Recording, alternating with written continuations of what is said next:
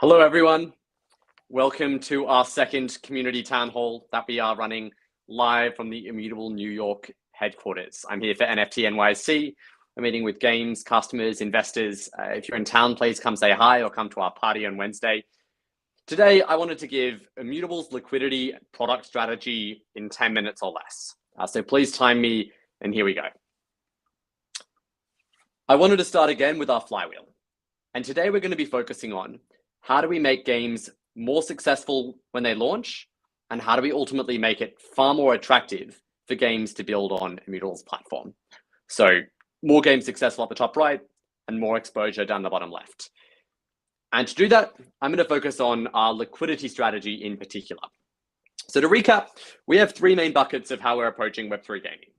Content, which is our relationship with the games that are building themselves, which enables us to go in deep and help these people succeed, to develop key relationships with games customers, and to have influence over the types of technology that they use to make sure it's decentralized, has true ownership, and is ultimately an actual improvement for end players.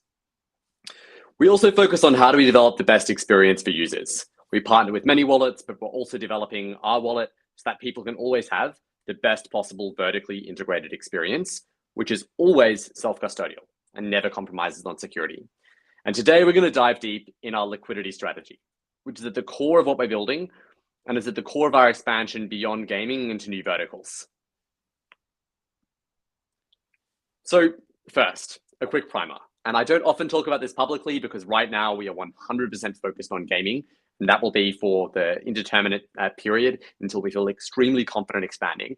But our general thesis is that NFTs are going to tokenize the entire world.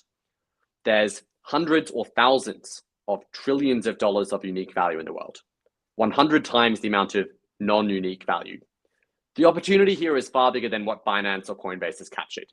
It's the opportunity to make everything truly digital ownable with better prices and better financial utility for everyday users and customers.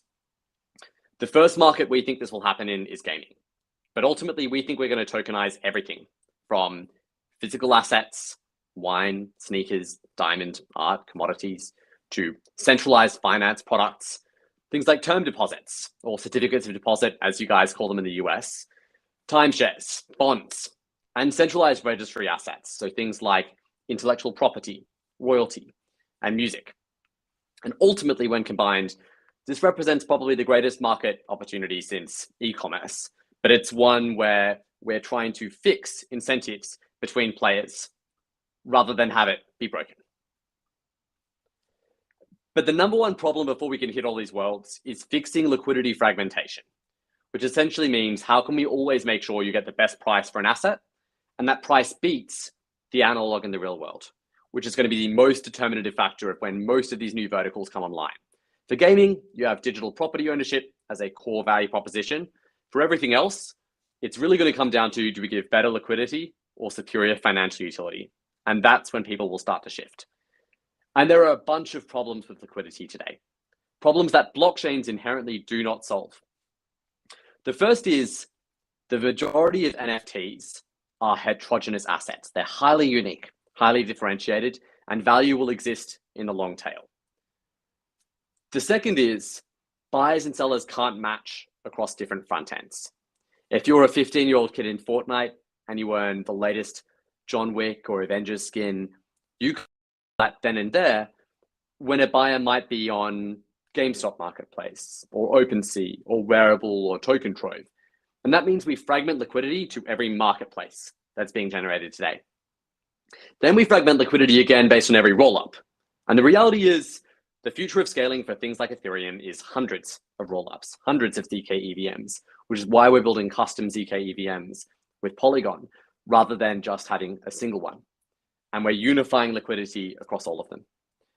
And our thesis is if we can bring liquidity together for differentiated assets across any context, across any marketplace and any wallet, what we've done is we've taken all of these different sources of fragmented buys and sells, put them in one place, and given people A, an exceptional user experience, but B, the best possible price with guaranteed security.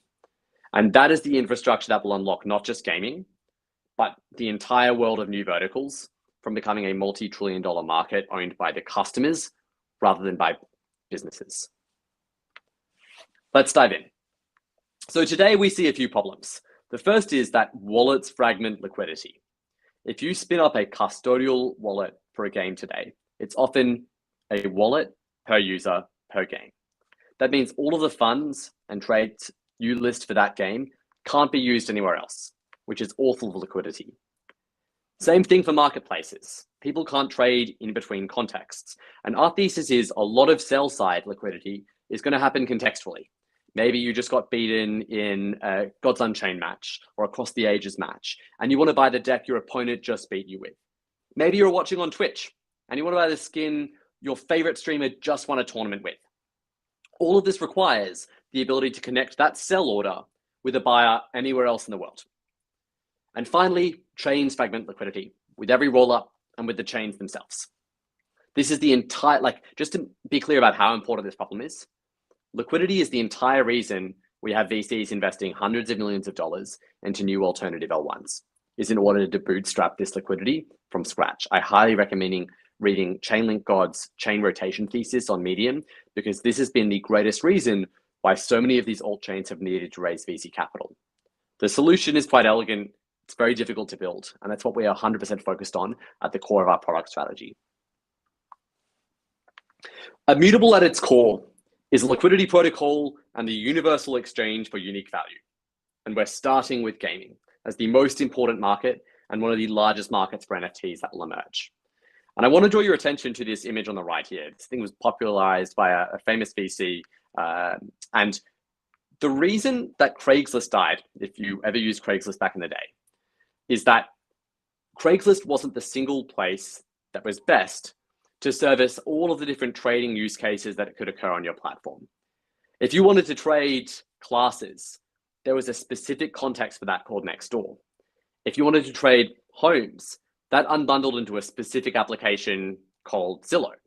If you wanted to trade rentals, that unbundled into Airbnb, labor on the internet, into Upwork or Fiverr or tens of other popular applications.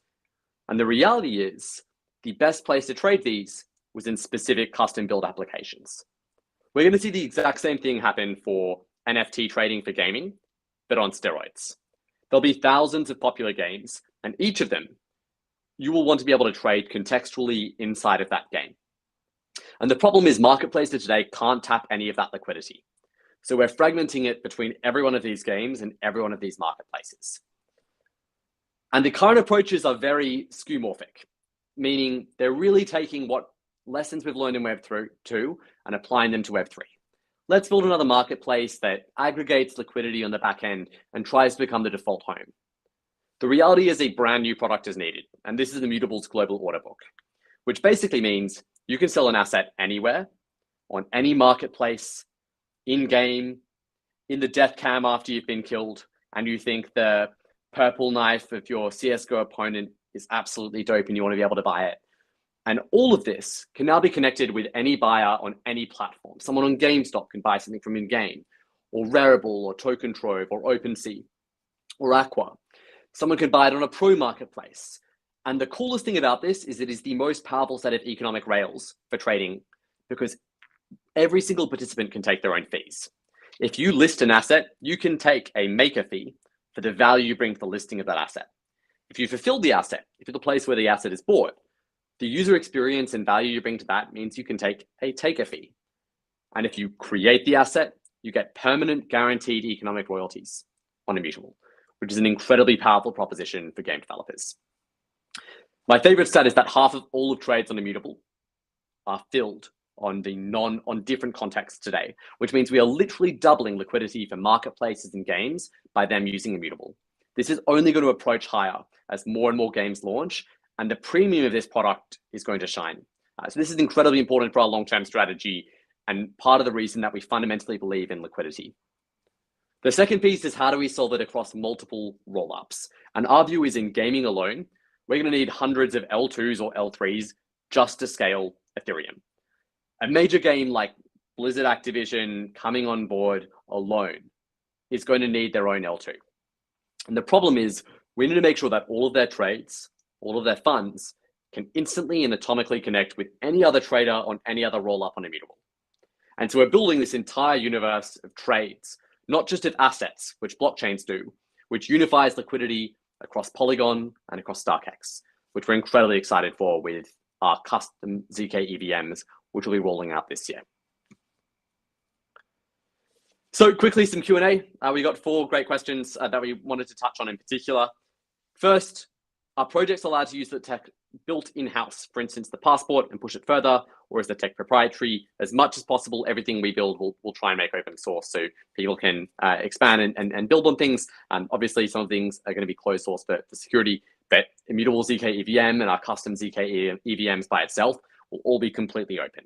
So we very much encourage people to build on this stuff. We're going to have a bunch of work here in the coming months. Second, NFT renting, absolutely, go build it. We would love to see some of these be built on our protocol. It's a very tricky problem.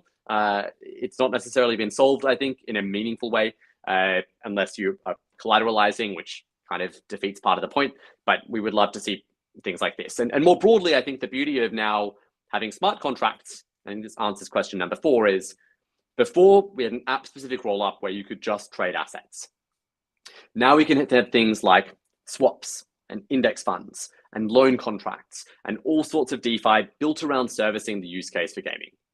And I wanted to clarify, we will not build DeFi for the sake of DeFi. We will not have sort of people trying to create yield farming schemes and recreate everything on Ethereum. We will specifically be trying to build anything that helps service the needs of gamers to make their experience better, whether that's an ability to quickly swap currencies inside the game or to have really cool index products built on top of the gaming assets themselves. And ultimately, our view is the majority of things game developers want to build, they will not want to touch smart contracts. They'll just want to build with APIs. Otherwise, we won't be able to take the developer experience sufficiently mainstream. And finally, what else am I excited about apart from the ability to use smart contracts? I'd say the number one thing is IMX becoming the core native token of Immutable ZK EVM, which means we can have IMX as the core gas currency being used like you use Gwei or Ethereum to pay for every transaction on Ether1. So we're super excited. Hopefully I helped take you to sort of zero to hero in Immutable's liquidity strategy. This is at the core of why our product will be sticky and will be incredibly meaningful as infrastructure in 10 years. It's not the relationships we're building today. It's not even the wallets we're building today. It's fundamentally, how do we always make sure the best place to buy or sell any piece of unique digital value, which is the largest emerging market, probably in the last 50 years in technology, will be on Immutable. Awesome. Thanks, everyone.